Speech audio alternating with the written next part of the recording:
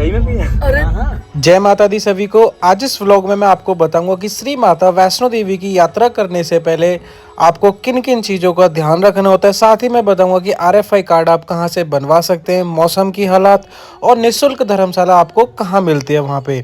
साथ ही बताऊंगा कि यात्रा की प्लानिंग आप कैसे कर सकते हैं दोस्तों।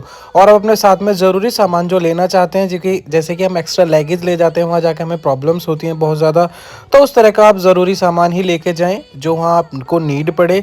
तो आज इस व्लॉग के अंदर मैं आप सभी को इन सभी चीज़ों के बारे में जानकारी देने वाला हूँ। और श्री माता वैष्णो देवी की जो प्राचीन गुफा है वहाँ आपको कहाँ नंबर लगाना होता है और कैसे आप प्राचीन गुफा के दर्शन कर सकते हैं, तो आज इस व्लॉग के अंदर मैं पूरी जानकारी आपको देने वाला हूँ। और अगर आप बाई ट्रेन जाना चाहते हैं तो मैं वो भी आपको जानकारी दूंगा कि कौन सी ट्रेन आपके लिए बेहतर रहेगी और कितने समय के अंदर आप श्री माता वैष्णो देवी के दर्शन करके नीचे आ जाएंगे। चलिए शुरू करते हैं इस व्लॉग को। तो जय माता दी। सबसे पहले दोस्तों मैं बता दूं कि अगर कभी आप एक्स्ट्रा लगेज ले जाते हैं तो श्री माता वैष्णो देवी के भवन के पास दर्शन करने से पहले आपको वहां फ्री ऑफ कॉस्ट लॉकर मिल जाता है। लॉकर में आप अपना सारा सामान जमा कर दें और जब कभी आप अर्धकुंवारी पहुंचते हैं वहां आपको सबसे पहले आपको नंबर लगाना होता है।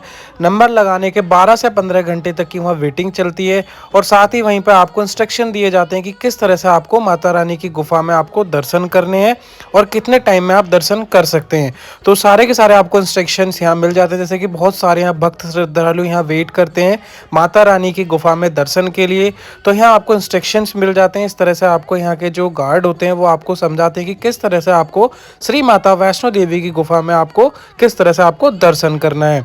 और यहीं पे आपको लॉकर भी अवेलेबल होता है, जैसे कि आपके एक्स्ट्रा लगेज हैं, जैसे कि ठंड का मौसम है तो अगर आप अपने ठंड के कपड़े आप ऊपर लेके जा रहे हैं तो आप उन्हें लॉकर में आप जमा कर दें और फ़ोन वगैरह इत्यादि आप सभी चीज़ों को आप जमा कर दें, क्योंकि अंदर सिर्फ आपके पैसे अलाउड होते हैं और सभी कुछ आपको जमा करना होता है। तो यहाँ आपको फ्री ऑफ कॉस्ट लॉकर मिल जाता है। लॉकर में आप अपनी सभी चीज़ों को आप जमा कर दें। इस तरह की चीज़ें यहाँ आपको देखने के लिए मिल जाएंगी। तो ये आ जाता है अर्धकुंवारी का मंदिर दोस्तों, जहाँ पे माता रानी के आपको प्राचीन गुफा के दर्शन मिल जाते हैं। और जैसे कि आप अभी जनवरी के मंथ में आना चाहते हैं तो अपने विंटर के सारे कपड़े अपने साथ लेके आएँ, क्योंकि ये पहाड़ों का एरिया है तो यहाँ थोड़ी थोड़ी देर पर मौसम चेंज होता रहता है। हम बात करते हैं श्री माता वैष्णो देवी के भवन की, तो रात में नज़ारा ही कुछ अलग मिलता है। रात होते ही यहाँ जो लाइटों की जगमगाहट से माता रानी का भवन एकदम स्वर्ग लगता है दोस्तों। जब भी आप आएँ एक बार यहाँ नाइट में स्टे करके ज़रूर जाएं, क्योंकि नाइट का जो व्यू रहता है दोस्तों वो इस तरह का रहता है। रात में माता रानी का भवन एकदम स्वर्ग लगता है दोस्तों।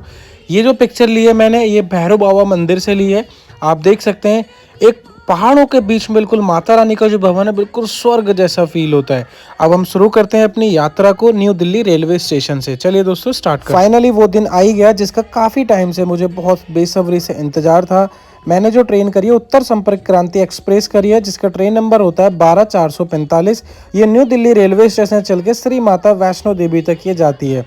इसका टाइम मिलता है दोस्तों 8:50 रात का और सुबह आपको 7:55 पर श्री माता वैष्णो देवी अगले दिन छोड़ देती है। ये हमने जो इसमें ट्रेन की टिकट करी थी वो करी थी हमने 3rd AC की, जो कि हमें कॉस्ट करी थी 1200 रुपये पर हेड। और स्लीपर की टिकट आपको मिल जाती है 500 से 600 रुपये के बीच में।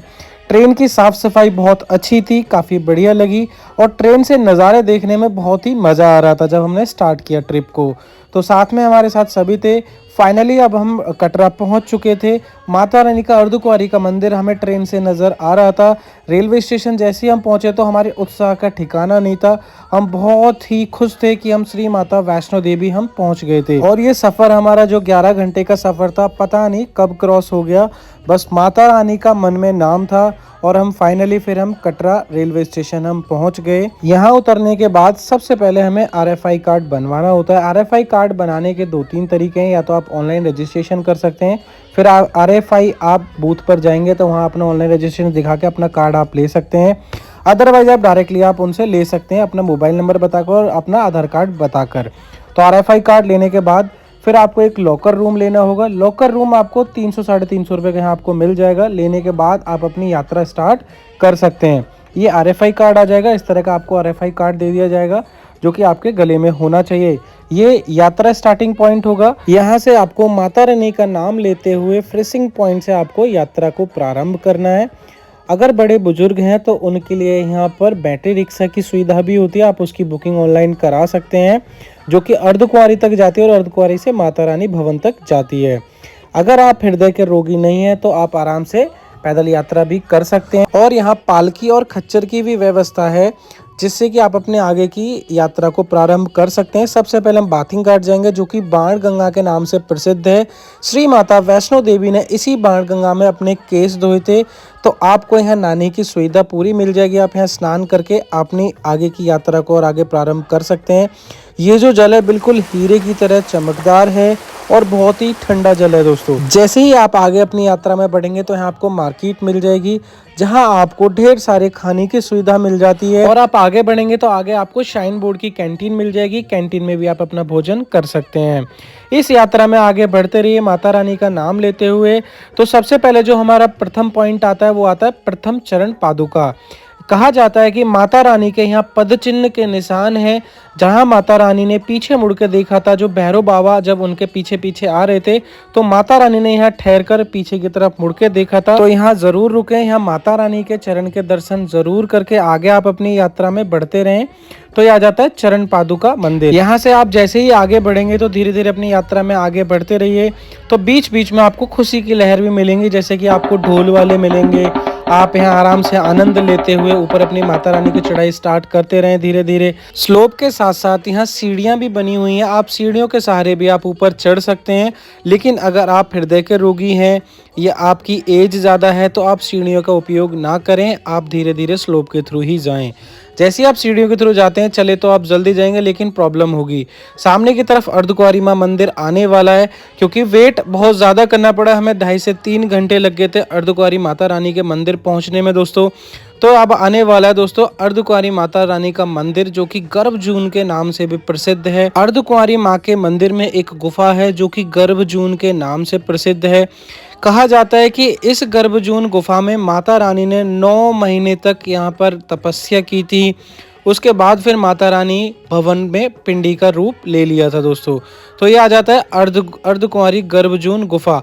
यहाँ आप देख सकते हैं, यहाँ श्रद्धालु बहुत ज़्यादा उमड़ के आ रहे हैं। श्रद्धालु काफ़ी ज़्यादा संख्या में यहाँ पर आ रहे हैं। यहाँ माता रानी की गुफा के दर्शन के लिए सबसे पहले हमें अपने नंबर लगाना होगा।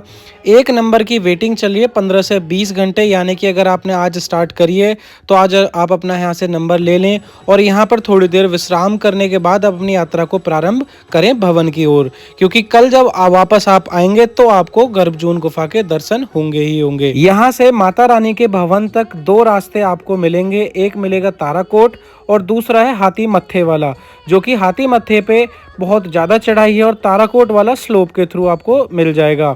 अगर आपके साथ बच्चे हैं या बड़े बुजुर्ग हैं तो आप ताराकोट वाले रास्ते से ही जाएं। यहाँ आपको परेशानी बहुत कम मिलेगी। साथ ही आप देखेंगे तो जो नया रास्ता है वो बहुत ही सुंदर बना हुआ है। यहाँ आप देखेंगे अर्धकुंवारी माँ पर, तो अर्धकुंवारी माँ पर श्रद्धालु बहुत ज़्यादा भीड़ में आए हुए हैं। चलिए अपनी यात्रा को आगे प्रारंभ करते हैं। अब हम थोड़े थक चुके हैं तो थोड़ी सी चाय की चुस्की भी ली जाए। चाय पीने के बाद हम माता रानी के भवन की ओर प्रस्थान करते हैं। तो माता रानी का भवन बस अब थोड़ी दूर और रह गया है। खुशी बहुत ज़्यादा हो रही है कि हम भवन पहुंचने वाले हैं। हालांकि मैं कई बार आ चुका हूं, लेकिन फिर भी मन में वही उत्साह थी जो कि मेरे सबसे पहले थी जब मैं सबसे फर्स्ट टाइम आया था। तो मन में उत्साह वही थी मेरे जो कि पहले थी। और फाइनली अब हम माता रानी के भवन हम पहुंचने वाले हैं। माता रानी के दर्शन करने से पहले कुछ प्रिकॉशंस हैं, यानी कि जो आपके बैग वगैरह हैं, शूज़ वगैरह हैं, फ़ोन है, वो सब कुछ आपको यहाँ पर लॉकर में रखना होगा। यहाँ जितने भी लॉकर बने हुए वो फ्री ऑफ कॉस्ट होंगे, उनकी अलग से कोई कॉस्टिंग नहीं होगी दोस्तों। तो आप मोबाइल के साथ साथ अपने बैग, शूज़ वगैरह सारे के सारे आपको अपने लॉकर में जमा करने होंगे। रात में माता रानी का भवन कुछ इस तरह से नज़र आता है जैसे कि स्वर्ग हो। तो रात में माता रानी के भवन का आपको दर्शन इस तरह से मिल जाएगा। माता रानी के भवन में दर्शन करने से पहले आपको प्रसाद लेना होगा। प्रसाद आपको यहीं मिल जाएगा माता रानी के भवन के बाहर, जैसे चुनरी है, आपको नारियल लेना होगा, वो सब कुछ आपको बाहर ही मिल जाएगा। यहाँ मार्केट के अंदर काफ़ी बड़ी बड़ी शॉप्स हैं, आप यहाँ से ले सकते हैं।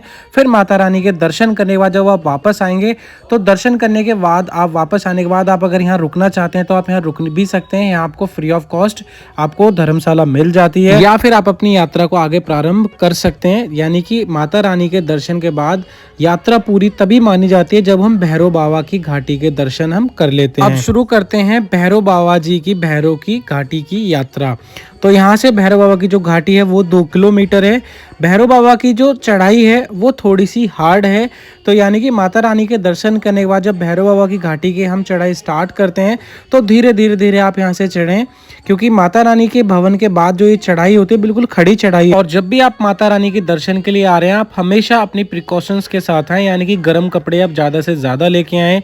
रात में यहाँ का मौसम बहुत ज़्यादा ठंडा हो जाता है, अगर आप रात में चढ़ाई कर सकते हैं तभी आप ऊपर आएँ, अदरवाइज़ माता रानी के भवन पे ही आपको ठहरने की व्यवस्था मिल जाती है, तो आप वहाँ रुक सकते हैं। यहाँ से आपको प्रसाद लेना होगा, यानी कि भैरव बाबा के दर्शन करने के लिए आपको यहाँ से प्रसाद लेना होगा।